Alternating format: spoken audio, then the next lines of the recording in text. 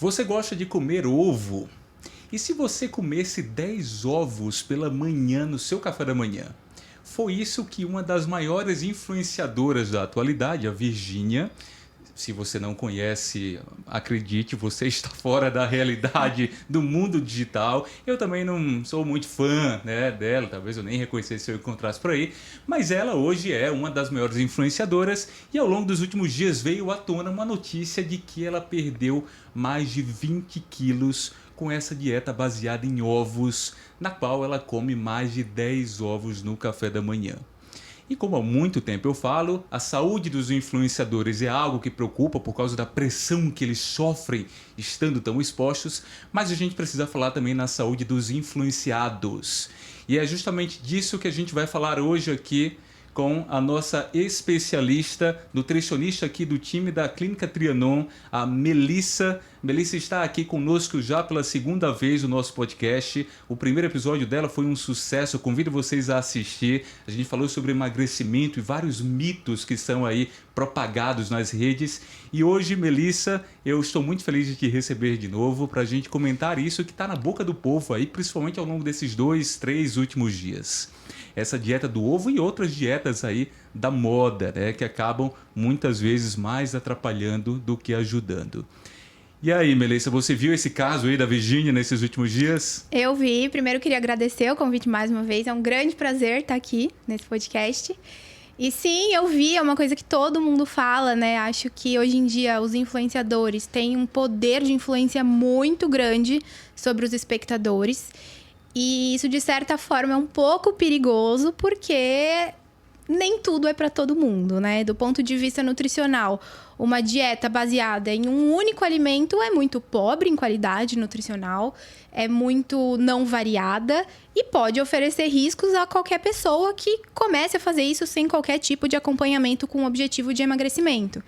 Além do que, não dá pra gente garantir os mesmos resultados com pessoas diferentes, com estruturas diferentes, né? E qual que é a base, Melissa, dessa dieta aí que a Virgínia está seguindo? Porque a gente estava até conversando aqui em off, antes de a gente começar a gravar, né, sobre a estrutura que a Virgínia tem à disposição dela, né? Uma pessoa aí que conquistou muitas coisas da vida, né, que tem uma condição financeira aí bastante avantajada, digamos assim, que pode ter acesso a especialistas de diversas áreas, né, tanto médicos como nutricionistas, como personal trainers. E eu imagino, né, que, enfim, dentro dessa estrutura que ela tem, exista ali uma base que eles estejam seguindo ou não. O que você me diz? Olha, não sei te falar especificamente sobre a dieta que a influenciadora Virgínia tá fazendo, mas a gente tem aí várias dietas da moda, né, que são conhecidas aí, que são disseminadas pela internet. A dieta do ovo é uma delas e ela se baseia basicamente em ovos, né? Consumir ovos e vegetais e excluir o grupo dos carboidratos e não consumir outros tipos de proteína. Então, você consumiria basicamente ovos e salada, vegetais. Algumas pessoas incluem frutas, outras não incluem. Isso vai variando porque não é uma dieta específica, não é uma diretriz que a gente tem, que é recomendada, um guideline por alguma sociedade, né? É uma dieta que saiu da cabeça de alguém e hoje em dia está sendo propagada por aí. E acho importante você tocar nesse assunto da estrutura, porque não é todo mundo que consegue seguir uma dieta dessa, né? Não é todo mundo que consegue ter o resultado que ela vai ter seguindo uma dieta dessa. Até porque a gente não consegue atribuir esse resultado grande que ela tem só à dieta, né? Como você mesmo falou, ela tem uma grande estrutura, tem vários profissionais por trás dela, isso não desmerece de jeito nenhum qualquer resultado que ela tenha, qualquer estética, mas não é todo mundo que tem essa mesma estrutura à disposição, né? A gente tá falando, no Brasil, um país muito heterogêneo, com classes sociais diferentes, com pessoas que às vezes precisam trabalhar, pegar horas em transporte público, precisam chegar em casa e fazer comida e cuidar de filho, e outras pessoas que têm à disposição prestadores de serviço, que vão ajudar na parte da comida, que vão ajudar na parte do cuidado aos filhos, e isso coloca as pessoas em realidades diferentes. Mas a sensação que eu tenho é que quando a gente chega na internet e a gente vê esse resultado, a pessoa passa como se fosse algo possível e plausível para qualquer um, e muitas vezes não é, né? É a combinação de alguns elementos que são realmente bem preocupantes, né, Melissa? Porque ovo é uma coisa barata, né? E aí você tem ali milhões de pessoas acompanhando o dia a dia da Virgínia. vendo que ela perdeu peso muito rapidamente, vendo uma barriga chapada lá, né, invejável, né? E aí esse resultado, né, acaba motivando pessoas a seguir uma dieta à base de um elemento ali, de um nutriente relativamente fácil, né, e acessível. Então, eu tenho certeza que nesse momento existem milhares de pessoas replicando a dieta da Virgínia, porém, como você falou, sem replicar a estrutura adicional que a Virgínia tem, né? Exatamente, isso é um grande problema, né? E voltando para a parte nutricional, não só desbalanceada fica uma alimentação baseada em um único alimento, mas também fica monótona, né? A gente não tem uma variedade de fontes alimentares, de proteína, de nutrientes, a gente fica pobre em carboidrato, a gente não tem uma gama de micronutrientes sendo oferecida e isso pode trazer outras consequências. Para uma pessoa que não consome nada de carboidrato, eventualmente ela vai acabar ficando mais cansada, mais sonolenta, pode ter aí uma constipação, né? Vai travar o intestino. Então, vão tendo outros desdobramentos para a saúde daquela pessoa que são indesejados, mas que não se fala, né? Na hora de mostrar o resultado e a barriga só fala, ai, são 10 ovos por refeição e é simples assim, né? É muito importante a gente tocar nesse ponto, né? De que não foi apenas os ovos, né, que geraram aquele resultado dela. Ela provavelmente treina pra caramba. Ela mesma confessou, né, segundo a gente viu aqui nas notícias, que fez também alguns procedimentos estéticos ao longo desses últimos meses. Só que é aquilo, né? A pessoa acaba se atendo, né, ao que é mais fácil, o que é interessante, aos atalhos e por aí vai. Mas aí, Melissa, você já tocou numa coisa que, enfim, tem que ser assunto aqui da nossa conversa, que são as consequências dessa dieta especificamente, né? Baseada aí em uma grande quantidade de ovos, né? Você falou em constipação, né? O que mais que o indivíduo poderia ter aí de consequências? Assim, o ovo, ele é um alimento fonte de proteína, mas também é fonte de gordura, né? E é uma fonte de gordura importante, é um alimento que é fonte de gordura importantemente de quantidade importantemente em gorduras saturadas, né? Gorduras saturadas é um tipo de gordura importante para a nossa saúde, a gente precisa consumir, a gente pode consumir, mas em excesso ela é um nutriente inflamatório, vamos dizer assim. O consumo excessivo de gordura saturada está bastante associado com o aumento do risco cardiovascular, com o aumento do colesterol LDL, e isso pode acabar acontecendo se é uma pessoa que já tem uma predisposição, se é uma pessoa que já não tem um bom consumo de fibras. Se a gente coloca um único alimento, fonte de proteína, mas que também vai trazer bastante gordura saturada, se em excesso, isso pode ter outras consequências aí, até mesmo para a saúde cardiovascular. Sem dúvidas, né? Principalmente pessoas ali mais propensas a alterações nas taxas dos lipídios, né? Colesterol, triglicerídeos, né? Enfim, é algo realmente para se alertar com relação a essas consequências metabólicas de uma dieta rica em gordura saturada, né? E além dessa dieta do ovo, né, tem muitas outras dietas, né, Melissa, que o pessoal acaba vendo aí através das redes sociais, os influenciadores fazendo, compartilhando resultados, que acabam, né, muitas vezes também podendo trazer alguns danos, né?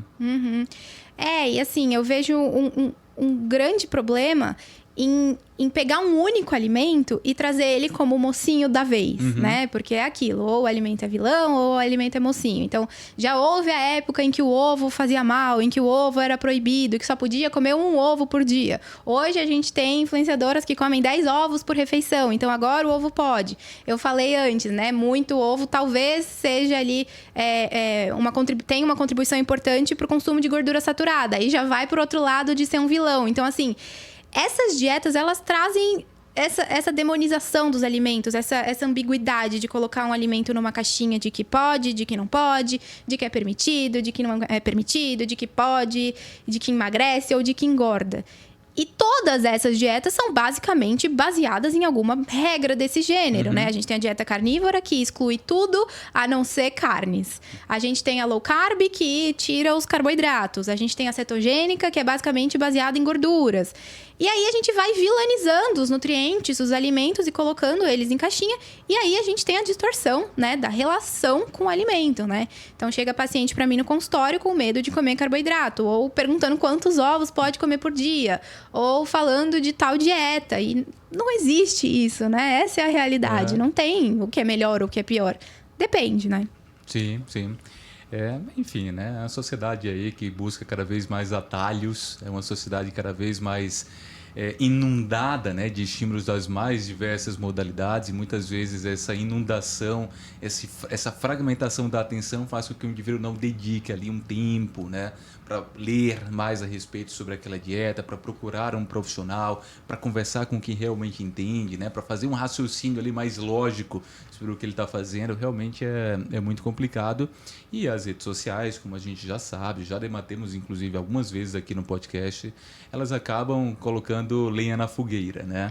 Aqueles corpos perfeitos, muitas vezes até manipulados digitalmente, né, que fazem com que o indivíduo persiga aquele padrão, né?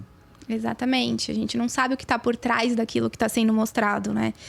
A gente passa muitas horas do nosso dia se expondo a corpos perfeitos, a corpos padrões, disso e daquilo. Eu costumo perguntar para a maioria das minhas pacientes que são mulheres: se você já foi na praia, quantos corpos do estilo que você vê no Instagram você já viu na vida real, né? Pode ter visto 1 ou 2, mas são minoria. Só que quando a gente tá na rede social, navegando, a gente tá sendo bombardeado o tempo todo. E a gente acredita que aquilo é o normal. E quando a gente vem pra vida real, a gente se sente inadequado, a gente sente que não pertence e a gente quer buscar esse padrão, esse corpo XYZ. Só que a gente não sabe o que a pessoa fez pra chegar nesse resultado. A gente tá vendo só um recorte da realidade de alguém. A gente não sabe nem se aquilo é ou não realidade, né? Porque, enfim, com inteligência artificial, manipulação, a gente tem aí uma distorção completa. E o que eu vejo é um descolamento muito grande da realidade com o objetivo da pessoa, né? A gente precisa ter esse cuidado quando a gente fala, por exemplo, em emagrecimento, ou em hipertrofia, ou numa intervenção nutricional com um objetivo mais estético. Porque a pessoa chega pra mim e fala: olha, eu quero ficar com esse abdômen, com esse corpo. E é muito difícil. Eu não sei se você vai um dia conseguir. Ou você pode até conseguir, mas será que vale a pena?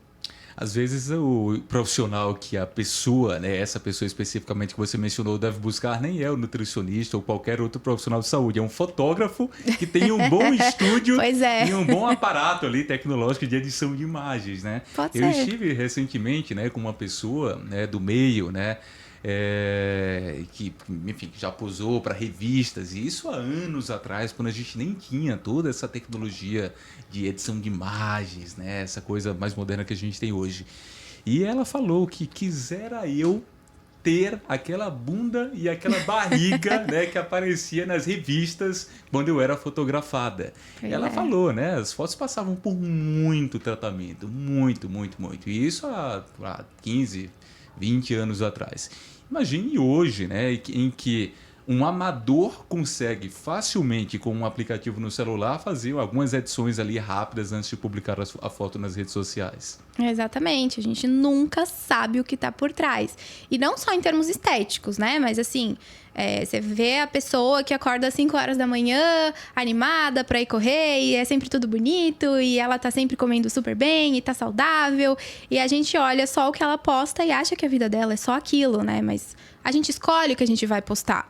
Ninguém posta a parte ruim. Só que a gente só vê a parte boa da vida dos outros. E a gente acha que só a gente tem parte ruim na vida, né? E é uma distorção total do modo de viver e da comparação, né? O padrão fica cada vez mais distante e mais inatingível. Sim. Você tem recebido no consultório, Melissa, provavelmente muitas pessoas, né, fazendo essas dietas já por conta própria antes de buscar a orientação profissional, né? Na sua rotina, o que você tem visto? Assim, você lembra de casos específicos que chamaram a sua atenção, né, de pacientes fazendo, enfim, malabarismos aí para conseguir emagrecer, que você acha interessante compartilhar aqui com o pessoal? Olha, já vi muita coisa. É engraçado, mas ao mesmo tempo é triste o quanto as pessoas estão se disponibilizando a fazer maluquice para perder peso, né? Quando na verdade é muito mais simples. Já teve paciente que comprava fórmulas específicas que só vendiam em determinado lugar, que tomava soro na veia, que cortava tudo, que não jantava. Eu mesma já fiz muita loucura lá atrás, né? Na minha vida, já fiquei pulando refeição. Eu vejo de tudo, assim. E quando as pessoas geralmente chegam pra mim, elas já entenderam que o caminho não é tão difícil, mas talvez seja um pouco maior. E esse é um grande problema que eu vejo. Porque você vê a Virgínia, por exemplo, perdeu, sei lá, 20 quilos em 2 meses. Mas... Depois de dar à luz. Exato, mas é difícil, né? A gente ter um resultado dessa magnitude nesse intervalo tão pequeno de tempo. Então, como é que eu vou falar para uma pessoa que chega para mim ansiosa, querendo emagrecer, e falar, olha, talvez você não consiga emagrecer nesse tanto, né? Nesse tempo. Então, a gente tem que ter um trabalho também de alinhamento de expectativa, né? Do tipo, olha, a gente vai conseguir emagrecer, mas vamos ver o que é possível para você agora. Não sei se vai conseguir comer só ovo, né? Por mais de 2 semanas. Então, a gente tem que ter esse trabalho aí para ir tentando alinhar a expectativa com o que é possível. Pode ser, Melissa, ainda até fazendo um gancho com o ovo ainda, pode ser que haja ali uma condição, né, que você avalia ali junto com o paciente, que você julgue como adequada, viável para fazer uma dieta desse tipo, com uma quantidade tão elevada de ovos? Olha, de ovo especificamente eu acho difícil. Sim. Mas abordagens mais agressivas, né, mais restritas, com tempo de duração especificado, né, já fiz, mas é uma coisa de comum acordo. Eu já vi atletas que têm dietas em que eles precisam comer realmente uma quantidade muito elevada de ovos, né? É. Mas são super atletas que têm uma rotina de treino de 6, 8 horas de treino por dia. Né? E assim, o ovo ele é só uma fonte de proteína, né? A gente pode trocar por frango, por carne, por whey protein, por iogurte, por qualquer outra coisa. É que o ovo, como você falou, é um alimento mais barato, né? De fácil acesso. Mas pode ser trocado por qualquer outro alimento. Não precisa ser o ovo especificamente. Entendi. E até mudando um pouco de assunto, né? Saindo do ovo, mas estando ainda dentro desse contexto de dieta, eu vejo muitos pacientes, Melissa, comentarem: eu fui na nutricionista, mas ela passou um cardápio para mim. Putz, doutor, eu não consigo comer aquela quantidade toda de comida, né? Eu preciso comer mais do que eu comia antes, mesmo com o objetivo de emagrecer. Como que é isso, Melissa? Por que isso acontece aí, pelo menos ao meu ver, tão frequentemente? É uma queixa bem comum, né? Eu acho que é uma queixa boa, pelo menos. O que acontece é que quando as pessoas chegam no consultório do nutricionista, geralmente elas têm uma alimentação com alta densidade calórica, né? O que isso significa? Que ela consome alimentos ali em volume até que pequeno, né? Não é um volume, é uma quantidade muito grande, mas são alimentos muito densos em calorias, que fornecem muita energia num volume pequeno. E quando a gente passa isso, transforma isso em comida, né? Em comida de verdade, em alimentos, né? Fruta, legume, arroz, feijão, carnes, são alimentos mais ricos em água, portanto, alimentos mais volumosos. E aí a gente tem uma diluição dessa caloria. Então, a gente tem uma redução da densidade calórica. Então, de fato, o volume aumenta. Mas o total calórico, não. O total calórico, às vezes, abaixa. E isso assusta muitas pessoas, porque a gente acha que é o volume, né? A gente tem essa ideia de que, não, para emagrecer precisa comer pouco. E não é pouco, é poucas calorias. Na verdade, não poucas, menos do que se gasta, né? Isso vai depender de acordo com cada indivíduo. Mas é menos calorias do que se gasta. Não é comer pouco volume. Dá pra gente comer muito volume com pouquíssimas calorias. E mesmo assim tem um emagrecimento. Então, as pessoas têm esse receio aí de engordar, porque acha que a nutricionista tá doida, né? Tá passando muita comida e a pessoa tem medo de comer comida de verdade. Tá vendo, pessoal? É muito mais simples do que pegar uma dieta que está sendo feita por uma influenciadora que tem ali, deve ter uns 3 personal trainers por semana, ela, além de procedimentos estéticos ali e tal. É muito mais simples do que isso, tá? É óbvio, não estou dizendo que é simples emagrecer, que é fácil emagrecer, mas não é necessário, né? Esse malabarismo todo, né? De fazer uma dieta comendo 10 ovos no café da manhã, ou fazendo super restrições alimentares, ou fazendo jejuns intermitentes de 20 horas, ou fazendo dietas em que você passa ali um dia inteiro sem comer, que eu já vi isso também. Né? Com certeza você já viu mais do que eu. É basicamente a gente conseguir, né, por meio aí de preferencialmente um profissional da área, entender quais são as suas necessidades, calcular essas necessidades e montar ali um cardápio dentro das suas necessidades, né? Transformar isso para comida, né? Então a gente vai ver o quanto aquele indivíduo gasta, o quanto ele quer perder, a gente tem ali fazer esse alinhamento que eu falei de expectativas e daí a gente vai chegar num valor calórico e vai transpor isso para alimentos. E tem espaço também para esses alimentos mais densos em calorias. Não é que não pode. Só que a gente vai precisar limitar um pouco a quantidade. E as pessoas têm essa ideia de que se não estão sofrendo, se não tá comendo pouco, se não tá passando fome, se não tá comendo só ovo ou não tá comendo nada de carboidrato, não tá fazendo efeito. Acho que tem um pouco essa ligação ali no inconsciente, né? De uma vida inteira fazendo dieta e essa associação de que fazer dieta para emagrecimento é uma coisa sofrida, é uma coisa que demanda e que não é prazeroso. E quando a pessoa chega e vê que é possível emagrecer comendo de tudo, comendo o que gosta, comendo até mesmo doce, pizza, hambúrguer, a pessoa acha que o nutricionista pirou e vai dar errado, né? E muitas vezes não. Exato. E reforço uma coisa que a gente comentou aqui, que muito embora, né, no caso dessa influenciadora Virgínia, a gente possa ver ali por vídeos, né, o resultado dessa dieta que ela disse fazer, isso não significa que lá nos bastidores ela não tenha sofrido pra caramba enquanto estava submetida a essa dieta tão restrita e tão peculiar, né? Exato, e é pensar o que vale a pena pra você. Essa é uma conversa que eu tenho muito com o paciente, é uma conversa um pouco mais delicada, mas que às vezes a pessoa já é uma pessoa eutrófica, que já tem um percentual de gordura ok, já tá saudável e continua querendo perder peso e pra quê? Pra quê que você quer perder mais peso? O que você vai ganhar com isso? É uma pessoa que não vive da própria imagem, né? Uma pessoa que não é exposta publicamente, que não é modelo, enfim, não tem um porquê chegar nesse percentual de gordura mais baixo. E fica se impondo restrições e sofrimento para chegar num percentual de gordura XYZ. Pra quê?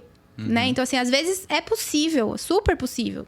Dá para emagrecer mais? Dá, mas vale a pena pra você? Vale a pena abrir mão de pequenos prazeres, né? De sair com os amigos no final de semana, de tomar um vinho com o namorado no final de semana, de comer um chocolatinho todo dia. Aí tem que ver o que vale a pena. Pra muitas pessoas vale a pena. E tá tudo bem, né? Se pra você ter a barriga mais seca, né? Ter lá o tanquinho, é uma coisa que faz muito sentido, tá tudo bem. Mas às vezes não faz sentido e você fica buscando aquilo e não entende por quê e não consegue atingir, até a pessoa tem que aceitar que, cara, não é pra você e tá tudo bem, você não precisa. Você só precisa ser saudável, só isso. E feliz. Esse é o diferencial de um profissional de ponta, né, Melissa? É uma nutricionista que consegue olhar o paciente para além da esfera alimentar. Porque quando você mexe com a dieta de alguém, você está mexendo também com aspectos fora da esfera alimentar. Você está mexendo bastante, por exemplo, com aspectos psicológicos, né? Você está mexendo ali com o estado emocional do paciente enquanto ele está fazendo aquela nova dieta, aquela reeducação alimentar. Você está mexendo com aspectos relacionados à motivação daquele paciente que muitas vezes já está há anos lutando contra o peso ou lutando, né, com alguma questão ali relacionada à forma como ele enxerga o próprio corpo, né? Então, quando vocês pensarem, né, em buscar um profissional, lembrem-se que vocês não devem esperar apenas que ele olhe ali para o seu peso, para suas medidas, para suas circunferências e molde ali os alimentos para que você perca peso, perca medidas. É preciso que o profissional ele tenha uma visão mais ampla, né, uma visão mais holística e que consiga fazer isso, né, esse planejamento em busca dos resultados que você almeja, considerando todos esses outros elementos para além da esfera alimentar. Eu costumo falar que a alimentação ela é a pontinha do iceberg, né? É só o que a gente vê. Muitas vezes, quando começa a conversar com o paciente, eu falo, olha, a gente tem muitas estratégias aqui, posso te passar todo o conhecimento, isso vai ajudar com certeza, mas se tal coisa não for resolvida, talvez a gente não consiga evoluir muito. Porque a alimentação, muitas vezes, é um sintoma, né? É o que tá dando ali que é mais palpável. Mas tem outras coisas que estão por trás. Às vezes é uma insatisfação com o trabalho, às vezes é uma insatisfação com o relacionamento, uma questão de autoestima, enfim. N motivos. E, às vezes, a gente precisa desse apoio, né? De outras áreas e de outras especialidades. Eu tento ter muito esse olhar mais ampliado, né? Trazer essa questão, esse olhar mais comportamental, mais integrado. Mas muitas vezes a gente precisa transpor para outras especialidades. Às vezes, né, Melissa, eu imagino que o mais importante ali no primeiro momento nem é fazer com que o paciente coma melhor, faça escolhas melhores. Às vezes eu imagino, né, se vai me dizer melhor, que uma primeira missão seja, eu só quero que você coma nos horários certos, né? Exato. Eu só quero que você coma no horário do café da manhã, no horário do almoço, no horário de jantar. Pode comer o que você está comendo atualmente. Vamos dar esse primeiro passo, depois a gente dá os próximos, né? A gente vai de pouquinho, né? Porque acho que eu já falei aqui, a gente precisa mudar hábito. E hábito não muda de uma hora para outra. A gente não consegue mudar uma pessoa que não pratica exercício físico, que só come delivery, que não dorme, não tem horário para dormir, que não tem rotina. de uma hora para outra. A gente precisa ir mudando aos poucos, até para ser uma mudança sustentável e verdadeira. A pessoa pode resolver de uma hora para outra comer só ovo. Pode, mas isso não vai se sustentar por muito tempo. Não vai ser sustentável. E é o que eu gosto de falar, né? É melhor emagrecer lentamente, mas de forma sustentável, do que emagrecer rapidamente e não conseguir sustentar, né? Dentro da seara aí de emagrecimento, isso é algo que eu sempre gosto de bater. Muito, muito além da magnitude e da velocidade do processo de emagrecimento, eu olho muito para a qualidade. Eu não me importo com o quanto o paciente está emagrecendo, eu me importo com como ele está emagrecendo. Está emagrecendo comendo o que gosta, está emagrecendo saindo de casa, está emagrecendo aprendendo a fazer boas escolhas. Então, para mim, está no caminho certo. Porque esse paciente vai conseguir manter, mesmo que ele emagreça 5 quilos em 6 meses, ele vai conseguir manter isso depois, porque ele está mudando o comportamento dele. Ele tá mudando a forma que ele entende a comida, a forma que ele se relaciona com a comida, a forma que ele faz escolhas. Ele tá mudando tudo isso. A pessoa que de uma hora para outra resolve só comer ovo, ela pode perder 15 quilos em 3 semanas. Ela não vai manter isso, porque ela não vai conseguir ficar comendo só ovo pro resto da vida. E pra gente ter um emagrecimento sustentável, a gente precisa continuar tendo hábitos e comportamentos que sejam, no mínimo, parecidos com aqueles que a gente tinha durante esse processo de emagrecimento. Senão, esse emagrecimento não se sustenta, não é algo verdadeiro. Sim. Esse episódio do podcast provavelmente vai ficar no título ou na descrição dele, esse termo, dieta do ovo. Então, provavelmente haverá pessoas ali no Google que vão buscar por dieta do ovo e vão chegar aqui no nosso episódio. E eu espero que essas pessoas cheguem até esse momento aqui da nossa conversa. Já se passaram aí algumas dezenas de minutos. Então você que já está fazendo a dieta do ovo, você já pensou qual que vai ser o próximo passo? Né? Daqui a um mês, não sei. Qual foi o seu planejamento em relação à dieta do ovo, né? Exato. Vai passar um mês, 2 meses? Vamos imaginar que você planejou 2 meses fazendo a dieta do ovo. E aí, depois desses 2 meses, o que você vai fazer? Qual a dieta que você vai fazer? Você vai continuar comendo essa caixa de ovo por dia? refeição, Enfim, né? Então, assim, é isso, é planejamento a curto, médio, longo prazo, né? Saber o que vai ser feito depois, quais são os resultados que você busca, né? E, enfim, a gente sabe que nem todo mundo tem acesso a um profissional de ponta, né? Como a Melissa aqui. Mas, às vezes, pessoal, não é nem a questão de você ter acesso, estar ali, né? Fazendo um acompanhamento com um especialista.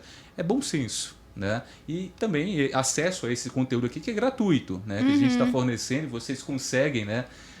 Assistir aí no horário mais conveniente para vocês. Então vejam que mesmo um conteúdo como esse, valioso, gratuito, né, já é possível de se fazer alguém, né, tomar consciência, né, e adquirir ali atitudes mais saudáveis em relação à alimentação. E é uma luta, né? A gente tem muita desinformação na internet e a gente precisa lutar para trazer a informação correta, né? Porque ao mesmo tempo que tem muita desinformação, tem também muita informação boa na internet. E a gente tenta sempre trazer essas informações, né? Eu agradeço de montão, Melissa, a sua participação aqui no TrianonCast dessa vez. Eu convido mais uma vez quem está nos vendo aí, nos assistindo, nos ouvindo, a escutar ou assistir ao episódio anterior aí com a Melissa. Um episódio que, inclusive, a gente focou mais aí em questões relacionadas a emagrecimento, né? Discutimos aqui uma série de mitos e também algumas verdades em relação ao processo de emagrecimento. Certamente teremos outros momentos aqui com a Melissa para discutir aí temas aí que são debatidos nas redes sociais, na internet, né? Enfim, entre a sociedade. E Melissa, quer passar um recado final aí para o pessoal? Eu quero que vocês sempre foquem no como e não no quanto. É muito mais importante. Muito bom, então. Então, convido vocês a acompanhar o TrianonCast, apertar aí no sininho, seguir o canal da Clínica Trianon. Nós temos um compromisso aqui em trazer conteúdos que fogem aí da rasidão das redes sociais e que com muita responsabilidade contribuem aí para uma saúde melhor de todos vocês. Um grande abraço e até a próxima.